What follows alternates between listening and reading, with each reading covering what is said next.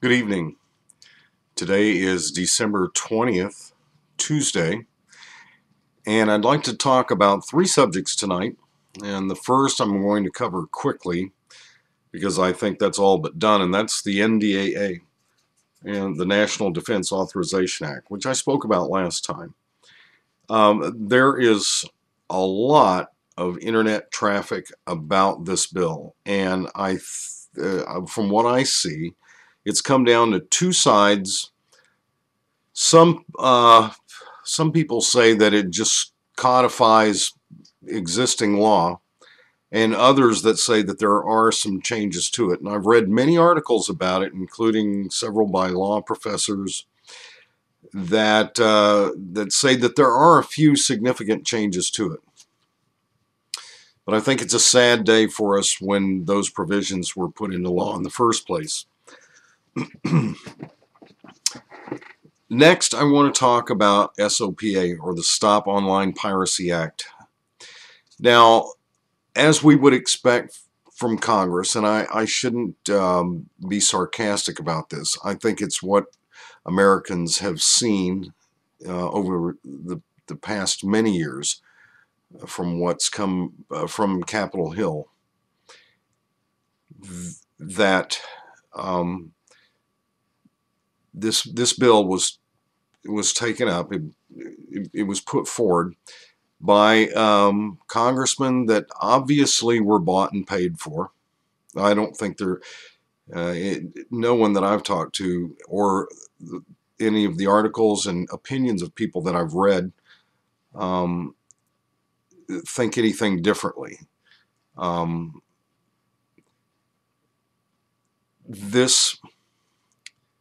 This bill was attracting so much heat that the committee looking at it decided to table it until next year, and then, thinking that no one would notice, decided to have another hearing on it before the end of the year.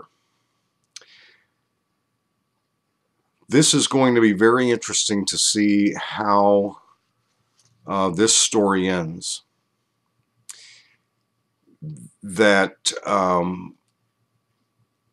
our country, people that did work here, created this wonderful thing called the internet that has caused so much change in the world, and now we're going to behave like so many of people that we call enemies, that our government calls enemies,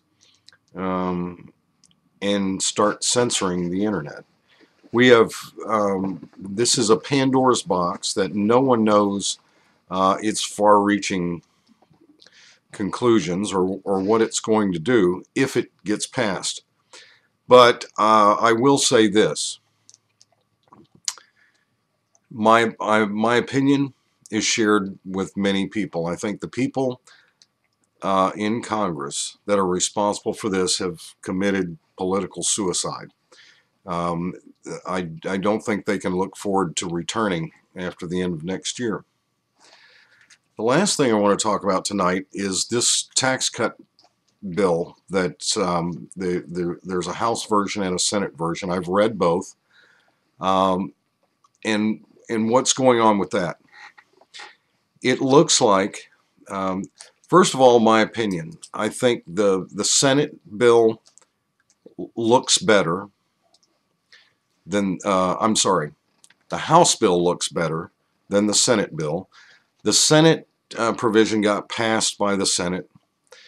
The House bill did not. And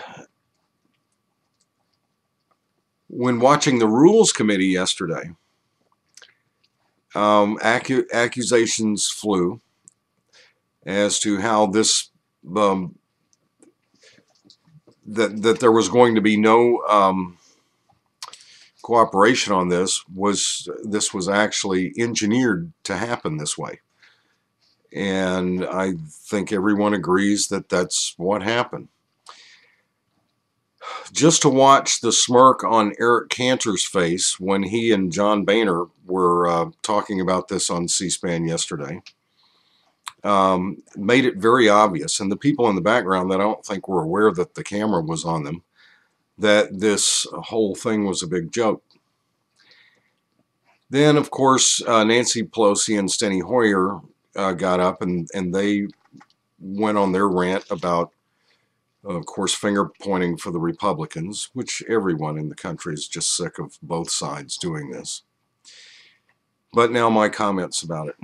First of all, for Nancy Pelosi and Steny Hoyer to stand up and point fingers, they need to bring a mirror into the room with them and go back a few years when Obamacare was happening and when the Democrats had control of the House and the Senate.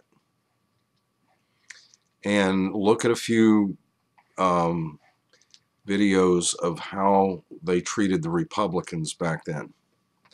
So I have no doubt that this is political payback on the part of the Republicans. Another comment. It looks like we're getting it from both sides, because here we are, we're talking about a tax bill that would reduce the payroll taxes of us that work in the country, in this country. And at the same time, you know, the Democrats are doing that so that we have less funding for things that need to be done. And remember, it's not a tax cut. It's just a prevention of a tax rate returning to where it was previous, what we had been paying before. But now that's being called a tax increase by the Republicans. Then the Republicans, who are largely responsible for looking at cutting Social Security benefits, Medicare benefits, who knows what to think about this. And lastly, the results of a poll from the Pew Research Center, which I think they're well respected, saying that the biggest concern when it comes to taxes in the U.S. now is the feeling from most people that the wealthy don't pay enough of their share. So they have it in a poll now.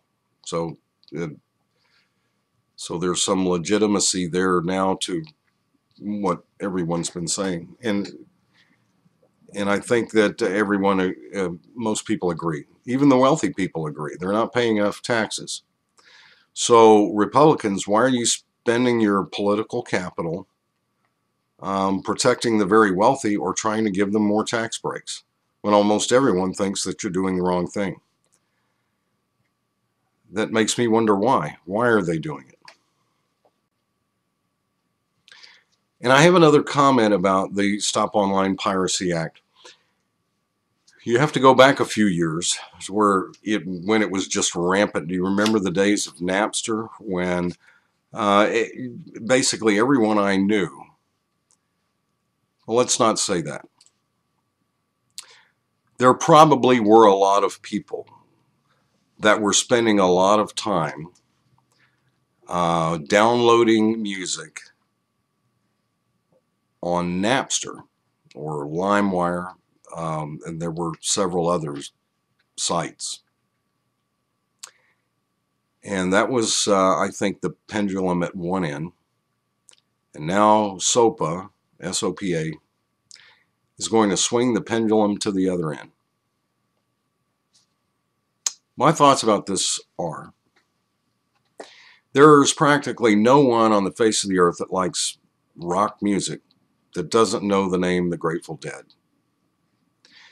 They had this philosophy about it, and I'm going to paraphrase, but what they said was, you know, they let people freely come to their concerts with recording equipment, and even some very sophisticated recording equipment, because I forget who it was in the band said, and I'm paraphrasing, that that once we're done playing it, we're finished with it. So basically, you know, we're done. You have it. And I don't think that did anything but increase the Grateful Dead's popularity, increase the circulation of their music, and people went out and bought their CDs and albums, and they did very well by it. So there is that train of thought that, you know, if if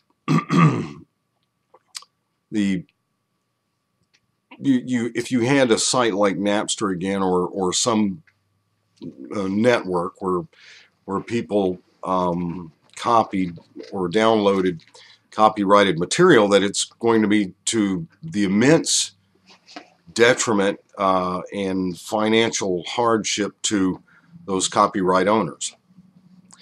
The other side of that says that allowing that to happen makes those things more popular and leads to more sales of those things.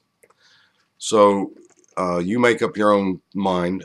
Personally, I think the latter is probably pretty accurate. If I get to try something out at no cost and I like it, I want my own copy of it. So I'll go out and get it. I'll go out and buy it.